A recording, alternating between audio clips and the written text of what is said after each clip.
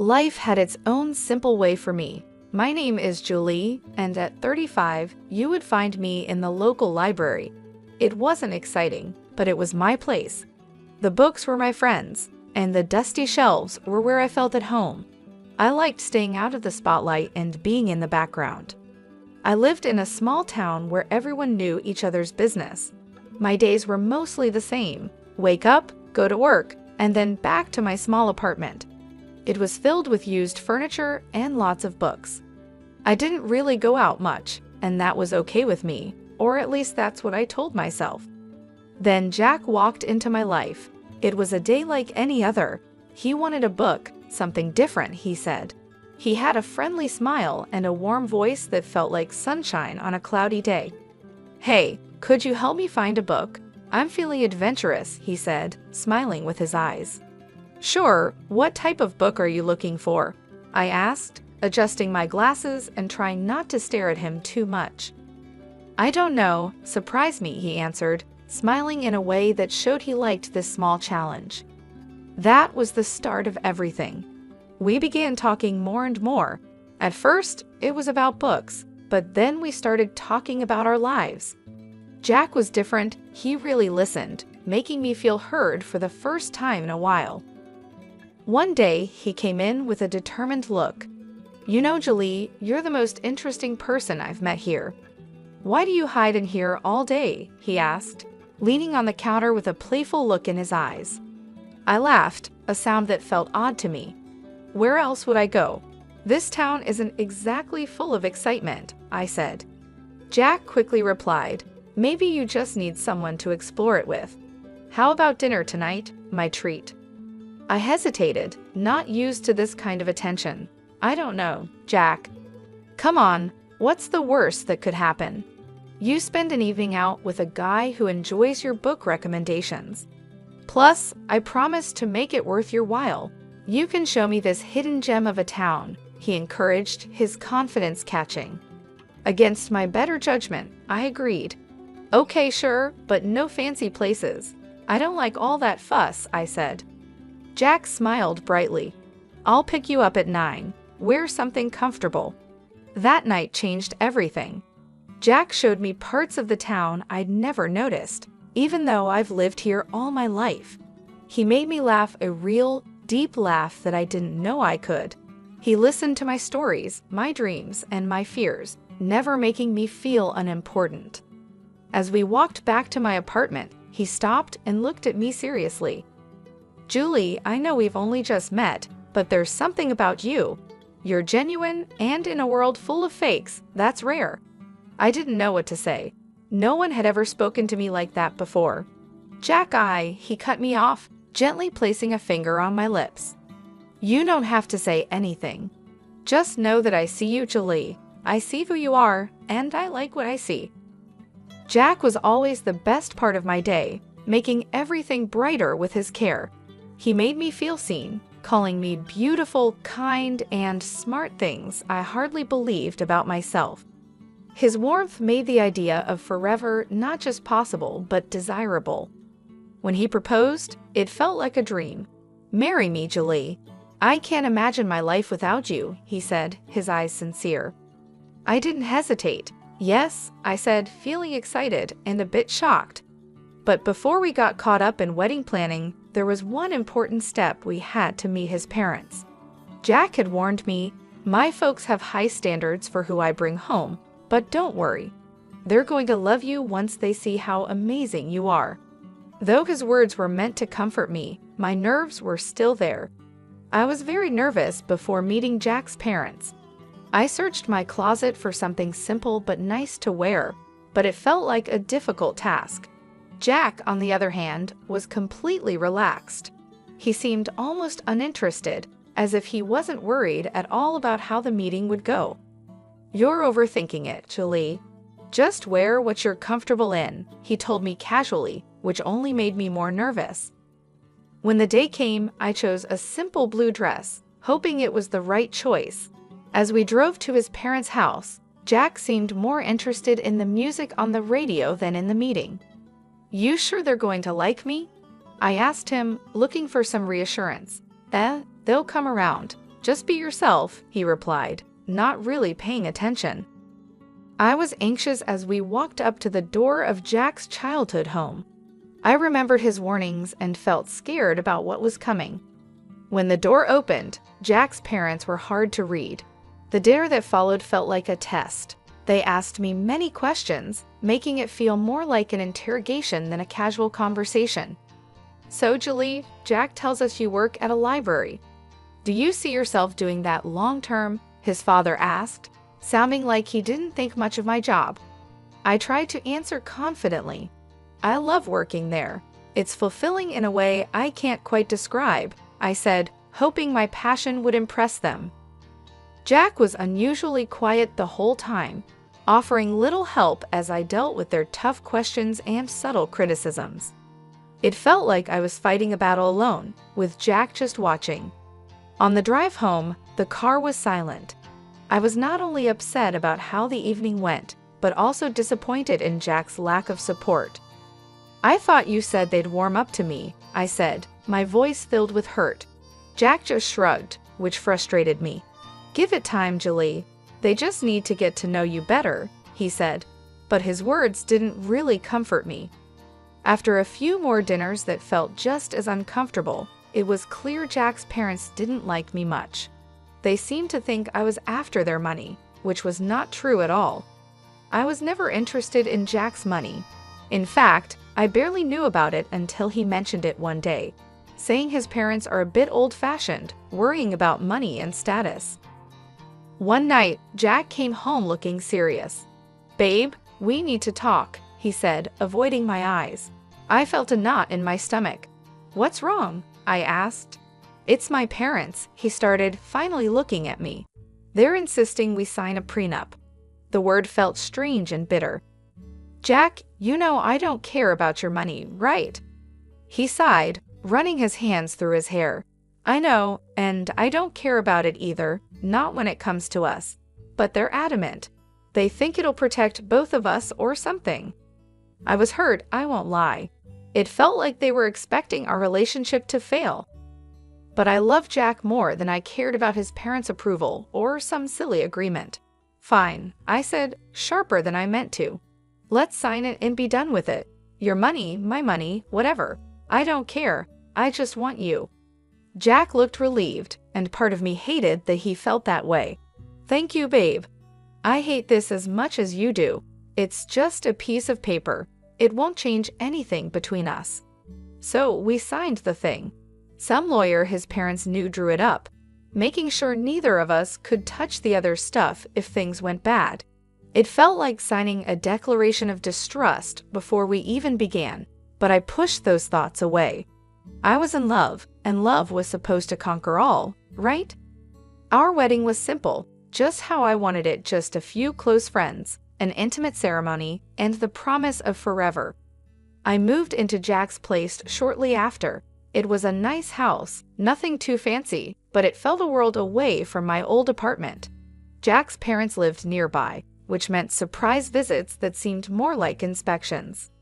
Life with Jack started like a fairy tale, but it didn't take long for the shine to wear off, showing the harsh reality underneath. The change didn't happen overnight, but the signs slowly crept in, eroding what we had built. His mother, Megan, was the first crack in our perfect picture. She dropped by unannounced, scanning the house as if taking inventory.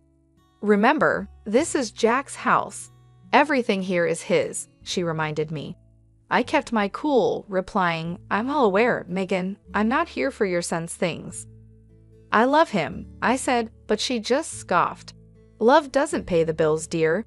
Just remember, if you ever leave, you leave with what you came with, nothing." One day, she walked around the house pointing out everything. "See this couch? It's Jack's. That painting, also Jack's. Remember, dear, in case things go bad, you have no claim over any of it," she told me with a nasty kind of sweetness in her voice. It seemed like she enjoyed reminding me of my place in their world. Jack's father, Alexander, wasn't any better. He and Megan acted like they owned our house, not just visiting. They demanded coffee the moment they walked in, criticized how I made it too weak or too strong, and then sat in front of the TV, expecting me to serve them. "Grab us some chips, will you? And maybe wash those clothes piling up in the corner," Alexander would say without even looking at me. The worst part was that Jack never stood up for me. He'd laugh along with them, adding his own comments. "Yeah, she's still learning how to do things right around here. Give her time." I felt like I was losing my mind. This wasn't the man I married. This was someone else, someone cruel and dismissive. "Do you even hear yourself? How can you let them treat me like this?" I'd confront Jack after his parents left. "Babe, they're just set in their ways. You know how old people are," he'd say, shrugging it off as if I was the one overreacting. "They don't mean anything by it. Plus, you know we're on their dime. Can't bite the hand that feeds, right?" That line hit me like a slap in the face. So that was it. I was just the freeloader. The girl who married into their little empire and had to play by their rules or get out. My job at the library, which I loved, was a joke to them, just another reason for them to look down on me. The days all blurred together, each one just like the last, until that unremarkable Tuesday when everything changed. I was at work, shelving books when I felt a sharp pain in my stomach, doubling me over. It wasn't just stress. It was something more, something worse. The next thing I knew, I was in the hospital, the sterile smell of antiseptic filling my nostrils. Lying in that hospital bed, I couldn't help but think how this was a new low, alone, in pain, and not a single message or call from Jack. When I thought things couldn't get any worse, there was a knock at the door. A man I never expected was standing there. He wore a suit and held a briefcase, looking completely out of place in my sterile hospital room. "Are you Julie Bowen?" he asked. "Yes, that's me. Who are you?" I replied, my voice weak and tired from the pain and constant letdowns. "I'm Scott Atkins, a notary." "I have something important to discuss with you," he said. His tone was formal, but there was something in his eyes that made me want to listen. I nodded for him to continue, curious despite everything. "It's about your great-uncle, Brandon Sanderson. He recently passed away, and you are his only heir, Julie. He left you inheritance." His words didn't make sense at first. "Are you sure you have the right person?" "I haven't seen him for 18 years, I said. Scott nodded.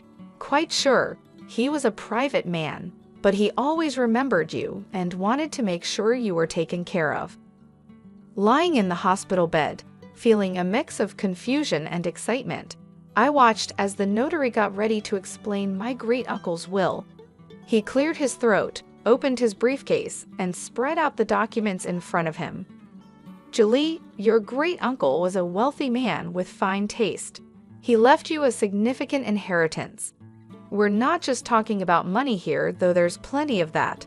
$40 million, to be exact," Scott began, his voice calm and factual. $40 million? I repeated, my voice cracking. "That's right," he continued, unfazed by my shock. "But there's more. You're also inheriting shares in several large companies. These are not small investments.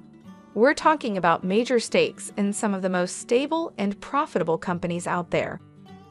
My mind raced, trying to grasp the enormity of what he was saying.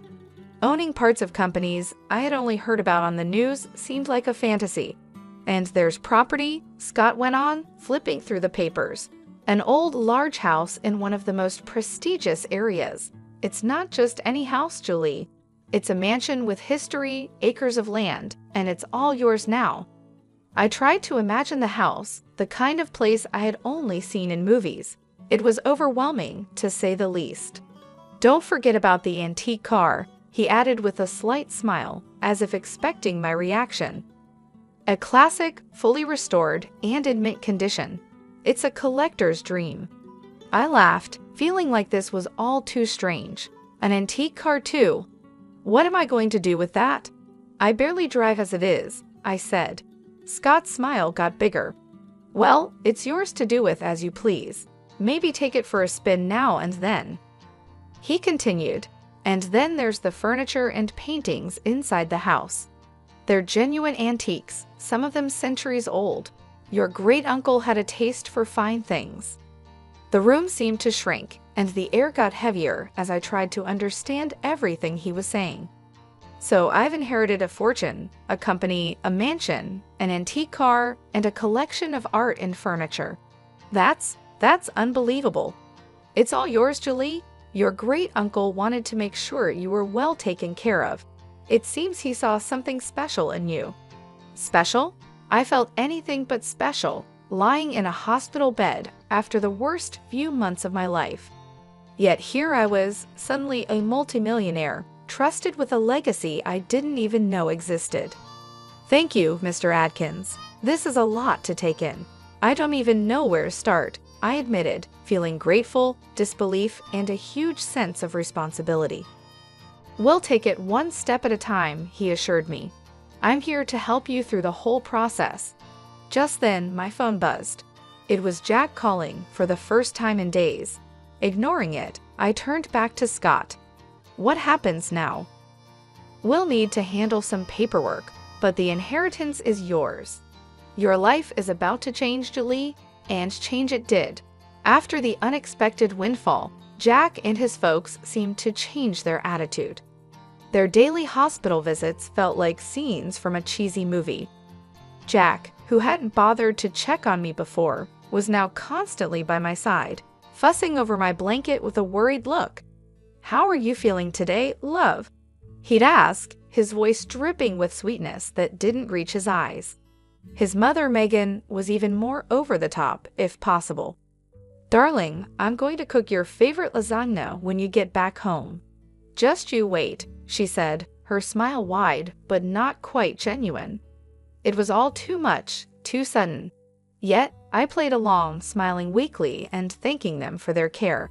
But suspicion gnawed at me, urging me to look beyond their actions. So one day, after their routine visit, I gathered the strength to slip out of my bed and follow them. My heart pounded with every step as I hid behind a corner. I overheard them as they showed their true colors, not knowing I was listening. Their laughter was loud and harsh. "Can you believe how easy it is? She's terribly naive. She's completely fooled," Jack said, laughing. Megan, always planning, spoke with a sharp tone. "Make sure she has a baby with you, Jack.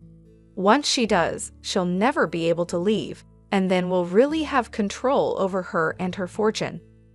Their cruel and cold words didn't shock me. I felt disappointed, yes, but not surprised. They had shown who they really were, and I was done pretending otherwise. Silently, I returned to my hospital bed, their mocking words igniting a determination within me. They saw me only as a way to secure their future, but I was done playing their game. Back at home after being discharged, I felt like a stranger in what was supposed to be my own place. Jack and his parents were there, pretending to be concerned. The air was tense with unspoken expectations. Jack broke the silence with a hint of sweetness, but mostly greed. "Babe, you're home. How are you feeling? We've been so worried about you." Ignoring the knot in my throat, I looked him straight in the eye. "I'm feeling better, thanks, but we need to talk." "All of us," I said, my voice steady despite the chaos inside. Megan, ever the actress, stepped forward, her hands clasped as if praying. "Of course, dear, we're here for you, whatever you need." It was now or never. I took a deep breath and made my intentions clear. "I'm filing for divorce, Jack, and before you ask no, you won't see a dime of my inheritance." The room went silent, the atmosphere drained as if by a vacuum. Jack's face went pale, his facade slipping to reveal his panic. "Divorce? But why? I thought we were happy." "Happy?" The word tasted bitter. "You, your mom, and your dad have made my life miserable. You've treated me like a servant, not a wife. And now, suddenly, you're concerned about me because I have something you want." Jack struggled for words, but Megan quickly intervened. "This is nonsense. We've always treated you like family. You're imagining things, dear." I rolled my eyes, tired of their lives. I took out the prenuptial agreement from my bag and showed it to him. "This saved me. You thought you could fool me, but I'm not the naive girl you thought I was." Alexander, who had been silent until now, finally spoke with a mix of anger and defeat. "You'll regret this. We're your family." "No, you're never my family. A family doesn't treat someone like dirt and then become nice when money is involved. I'm done here." Moving into my own small and cozy apartment was a breath of fresh air I desperately needed. It wasn't just a new place to live. It was my declaration of independence, my fresh start. The phone calls started almost immediately. Jack, sounding desperate, was the first to call. "Julie, please, you've got to come back. We can work this out. I know we can." His pleas didn't affect me. "Jack, it's over. I'm not coming back." "You need to accept that," I said firmly, leaving no room for negotiation. Soon after, Megan called, her voice a toxic mix of anger and guilt-tripping. "Ungrateful, after everything we've done for you. You owe us, Julie. You're making a huge mistake." "Owe you for what, Megan? For making me feel like a burden? No, I don't owe you anything. Goodbye." Hanging up on her felt like shedding a heavy weight, a final cut from the ties that bound me to a life of misery. The divorce was a relief, a clean break from a past that had threatened to consume me. Through friends, I heard about the fallout between Jack and his parents. Ironically, the prenuptial agreement they had insisted on was now the source of their family strife. With my great-uncle's inheritance securely in my name, I found purpose and generosity. A significant portion went to charities that mattered to me, causes that would make a difference in the world. But it was the bookstore that became my passion project, a cozy haven for lovers of old and rare books. It was my way of reconnecting with the world on my terms. My journey hadn't been easy, fraught with challenges and hard decisions. But standing in my bookstore surrounded by the stories of countless others, I knew I had found my happy ending. It wasn't just about moving on from Jack and his family's manipulation. It was about rediscovering who I was and what I loved. Here's to new beginnings, I toasted to myself one quiet evening after closing up shop. The road ahead was uncertain, but it was mine to travel, filled with possibilities and the promise of newfound happiness.